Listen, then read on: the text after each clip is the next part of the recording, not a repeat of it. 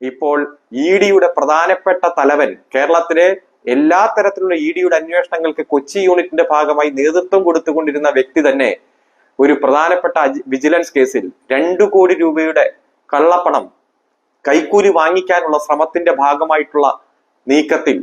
പ്രതിപട്ടികയിൽ ഉൾപ്പെടുന്ന ഒരു ഏറ്റവും പ്രധാനപ്പെട്ട ഒരു സാഹചര്യം കേരളത്തിൽ ഉണ്ടായിരിക്കുകയാണ്. ഇതിൽ ഏറ്റവും ശ്രദ്ധേയമായിട്ടുള്ള ഒരു കാര്യം, ഇതുവരെ വാളയാർ ചെക്ക് പോസ്റ്റിന് അപ്പുറത്ത് ഇ ഡിയെ എതിർക്കുകയും കേരളത്തിൽ ഇ ഡി അടക്കമുള്ള ഇൻവെസ്റ്റിഗേഷൻ ഏജൻസികളെ 2 കൈയും നീട്ടി സ്വാഗതം ചെയ്ത കേരളത്തിന്റെ പ്രതിപക്ഷ നേതാവ് ഇന്നു പറഞ്ഞു, ഇവിടെ വർഷങ്ങളായി ഇടതുപക്ഷം പറയുന്ന നിലപാടുകളെല്ലാം ശരിയാണെന്ന്. ആ 2 ലക്ഷം രൂപ നേരിട്ട് കൈപ്പറ്റാൻ വരുമ്പോഴാണ് വിജിലൻസ് വാഹനം വളഞ്ഞ് കയ്യോടെ പിടികൂടി എല്ലാ തെളിവുകളോടെ കയ്യോടെ തന്നെ കണ്ടുപിടിക്കുന്ന സാഹചര്യം ഉണ്ടായത്.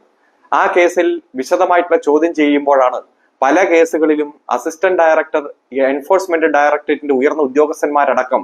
ഉൾപ്പെട്ടിട്ടുണ്ട് എന്ന് ബോധ്യമാകുകയും അസിസ്റ്റന്റ് ഡയറക്ടർ ആയിട്ടുള്ള ശേഖർ കുമാർ ഈ കേസിൽ 1-ാം പ്രതിയായി മാറുകയും ചെയ്തിരിക്കുന്നത്. സ്വർണ്ണക്കള്ളക്കടത്ത്, ബിരിയാണി ചെമ്പിൽ സ്വർണം കടത്തിയ കേസ്, ഖുറാന്റെ ഉള്ളിൽ വെച്ച് സ്വർണം കടത്തി എന്നുള്ള കേസ്,